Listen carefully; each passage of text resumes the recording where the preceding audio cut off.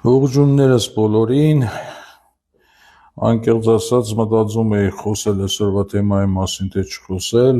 մասնավորապես Երևանի Սուրբ Աննա եկեղեցում տեղի ունեցած միջադեպից, բայց որոշեցի բոլոր դեպքերում խոսել։ Իհարկե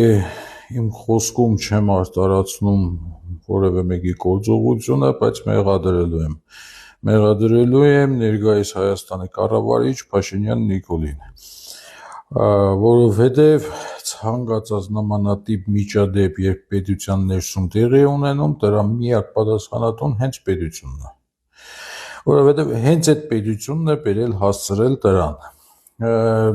Ամիսներ առաջ մեկ այլ թեմայով խոսել եմ, պատմել էի ձեզ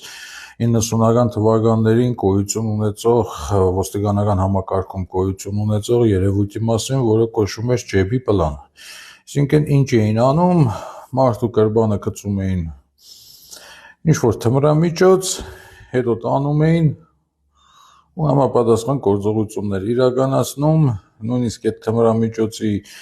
այսպես ասած պակետը ինքան չէին փոխել, որ դա շատ հնամաշ պակետ էր դառել ու այսօրվա Հայաստանի ջեբի պլանը, թիվ 1 ջեբի պլանը Փաշինյան Նիկոլն է, 8 տարի փաթեթավորումը չեն փոխել, ինքը նույն մաշված փաթեթով ջեբի պլանն է, որը իր բնավորության համաձայն, բացի շանտաժիստ լինելով, նաև մեծ սադրիչ է, պրովոկատոր։ Հետևաբար, տեսեք իրականում ինչ տեղի ունեցավ, գնացել մտել եկեղեցի, նախ սկսենք նրանից, որ եթե եկեղեցի է մտնում իր անվտանգության աշխատակիցների հետ, իսկ աշխատակիցները ուզեին թե չուզեին պետք է զենք կրեին, առավել ևս հիմա, որ Փաշինյանը սեփական շուխկից է վախենում, հետևաբար այստեղ երևաց նրա հերթական հակաեկեղեցական լինելը, որովհետև եկեղեցում չի կարելի զենքով մտնել եկեղեցի, առհասարակ չի կարելի, դա անարգանք է Աստծո նկատմամբ, հավատքի, եկեղեցու եւ հավատավոր ժողովրդի։ Իսկ նա բոլորս էլ կարծում եմ վստահ ենք, կասկած չունենք, որ զինված զենքերով մտել էր եկեղեցի։ Երկրորդ, շատ լավ գիտենալով, որ այս երկրում ինքը բազմաթիվ չարիքներ է բերել, շատ լավ հասկանալով, որ այս երկրում ինքը նորմալ մարդկանց մոտ առաջացնում է զայրույթ, ահավոր լարվածություն, վիրավորանք, բայց իմանալով հանդերձ մտնում էր, այդ դեպքում ինչ էր ակնկալում ինքը, որ իրեն պետք է համբուրեին եւ ճակատներին տնեին, բնականաբար ոչ, նորմալ յուրաքանչյուր մարդ այսօր հատուկ վերաբերմունք ունի Փաշինյան Նիկոլի նկատմամբ։ Եվ այդ ամեն ինչը գիտենք մենք, այդ ամեն ինչը գիտի նաև Փաշինյան Նիկոլը, ես վստահ եմ ամեն շաբաթ ԱԱՑ-ն իրեն նաև ներկայացնում է այն թվերը, թե ինչքան մարդ է այս երկրում զզվում իրենից։ Եվ գիտենալով այդ զզվանքի մասին, ինքը գնացել էր եկեղեցի եւ ամենայն հավանականությամբ հենց սադրելու համար, որովհետև ինքը շատ լավ սադրիչ է, ինչպես նշեցինք, եւ ինքը մշտապես տարբեր իրավիճակներում, առավել ևս հիմա, երբ արդեն ինքը սկսել է քարոզարշավ, իր համար շատ կարևոր է, որ նման սադրանքներ շատ անի, հանրությանը շատ գրգռի,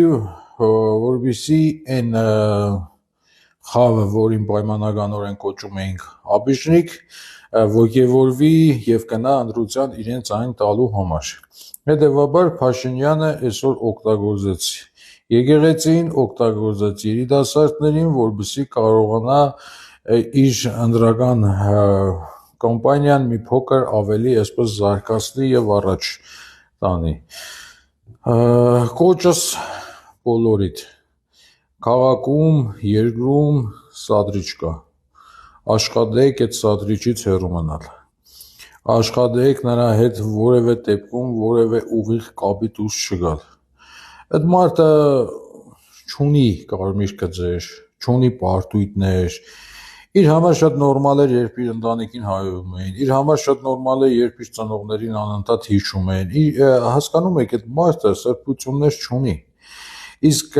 սրբություն չունեցող մարդուն փորձել ինչ-որ բան բացատրել կամ սրբություն չունեցող մարդու հետ փորձել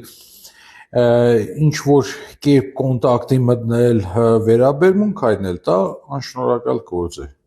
Փաշինյանին պետք է ընդամենը մեկ վերաբերմունք հայտնել, եւ դա պետք է լինի նրան հեռացնելու վերաբերմունքը, որը ենթադրում է լավ կազմակերպվածություն, ճիշտ